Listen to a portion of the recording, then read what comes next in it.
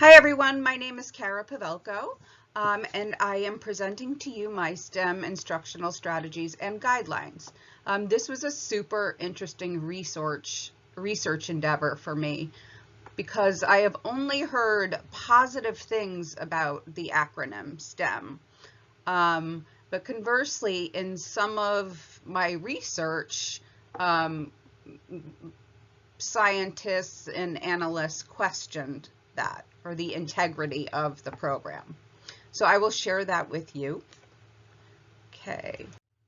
So what is STEM? STEM is the study of science, technology, engineering, and math integrated in multiple learning environments. And these multiple environments help students solve problems in everyday life across continuums. What is STEM in the classroom? STEM, and I have should and should not. So should not be confused with individual activities, although there are some schools that do that. In certain schools, STEM is not embedded in the curriculum. STEM is project-based learning, which allows for analyzing, collaboration, rethinking, all that great stuff. It is scientifically based. It is learning is based on planning, collaboration, and investigation, builds community and fosters hands-on learning, and STEM is based on the 4 components of learning and social impact. Problems facing STEM curricular engagement: lack of educated teachers, lack of consistent data and learning outcomes, misconceptions of STEM's ability to engage students, STEM's representation of underserved students, meaning you don't really get the data because underserved students are not as engaged as their peers are. Inconsistent data about STEM, including students with special needs. And we know that some of the activities, not all special needs kids can complete. Disconnected subjects effectively implemented, and lack of professional development for teachers. STEM in elementary schools. So according to Doherty, Michael Doherty, and this was a really great article. It's Future for Technology and Engineering Education. So he's claiming that elementary education teachers are way more involved in STEM-based activities than their veteran teachers. And we know that, kindergartners get iPads and are researching science.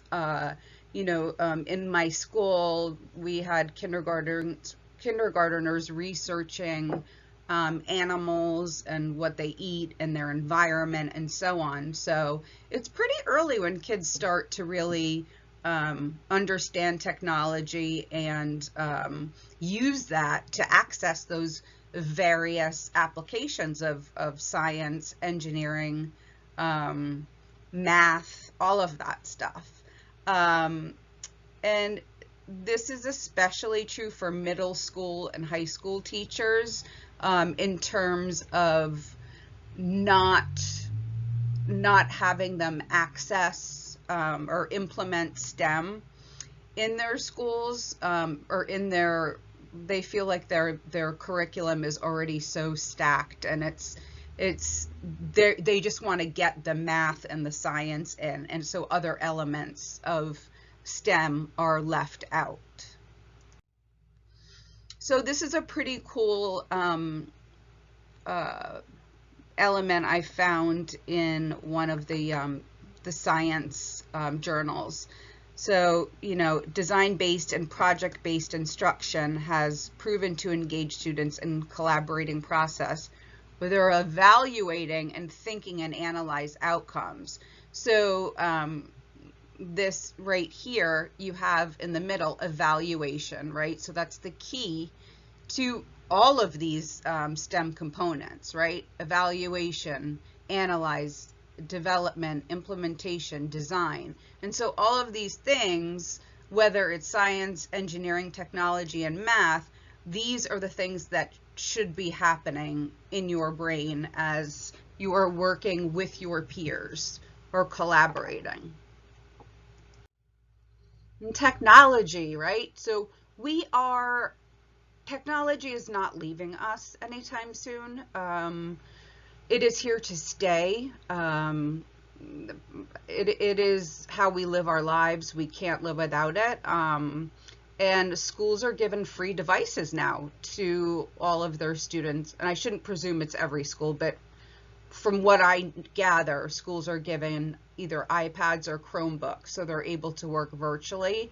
And then there are several apps that students can learn from. There are math apps, science apps, engineering apps. And so this has happened. I mean, even surgeons are using robots when they operate. So like, this stuff is happening, and it's happening very quickly. And I did review one of the articles I reviewed was, we're not really thinking how deep technology is going to be going. And so that's one of the things that I think is going to be school based in a much larger way than it is now. So. And the potential of technology education, as I was just saying, the potential of so J.G. Wells states that the potential of technology education from the Council on Technology and Engineering Education, he argues that STEM is not a new concept. So this is what I was saying earlier about some of maybe the more negative views, or and that, the acronym is part of an educational movement for political gain. So that's what he feels. But I feel that it's just really trying to push the science, technology, engineering, and math more so into the schools, because that's really what's needed. But it is food for thought. Engineering. So teaching engineering virtually is something that's been happening for a while. And this was pretty cool, like coding and learning with tools provided by the environment. So your computer, or,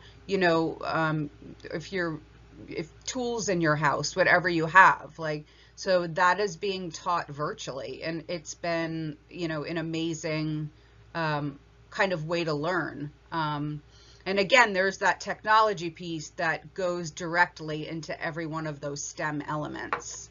And the difference between siloed learning and embedded learning is siloed learning, and this can happen in engineering and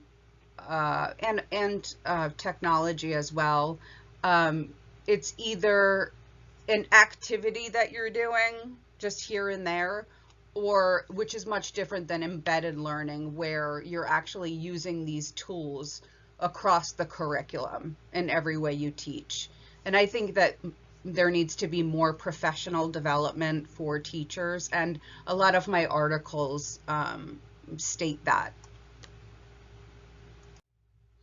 Math, right? So I read this really interesting article about international STEM programs. And so, like, for instance, China is on the top for math. And it's really, programs are spreading across Malaysia. Implementation is growing pretty quickly. Europe. And now Australia, which they're having difficulties with incorporating. But soon enough, I mean, in most of the United States, I would say, has STEM programs. But soon enough, this type of learning, and there's a push, especially in China, to to pick STEM careers. So, you know, it's catching up to us. And I think in the United States, maybe there needs to be a little bit more consistency on how we're teaching it.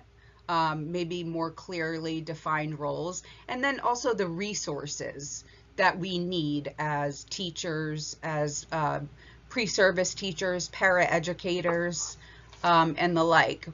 And then, you know, with mathematical modeling, that's really the go-to for math. An integrated STEM instructional so that kids get a more theoretical understanding. So we know modeling is crucial, especially in special education, but it's more of an explicit type of instruction. And then the need to engage women and girls in math and the sciences and technology. You know, these are things that are happening now. And a couple of my journal articles pointed out that, you know, are we doing a good enough job to reach out, to mentor, to engage inner city kids or, you know, underserved kids, at-risk kids, right? So I think that's something that we should work on in the future. And as an upcoming teacher, I know that that's something that, you know, is important to me. So I made some observations just based on my research. So we are ranked 3rd in math and China is ranked 1. And so I'm not quite sure how they obtain their data or what it's based on. So we still have a long way to go and many minds to change before STEM is embedded in a curriculum. I know in our school, it's really sort of an afterthought, you know, so when the kids have to take their science, their Connecticut science test, state test, you know, they give them they take a few days and they get practice tests and the teacher helps them identify things that they haven't even learned yet. So, you know, to me, that doesn't seem embedded at all. And then just more consistent data. So while some people may implement some parts of STEM, like activities, how do we show for that? And what does that mean? Like, how do we differentiate between embedded in a curriculum and then also how do we report to the state on if it's just activity based, and I'm wondering if there is something to that. So I'm going to do some more research on that. So this is my presentation. Thank you for listening, and take care. Bye.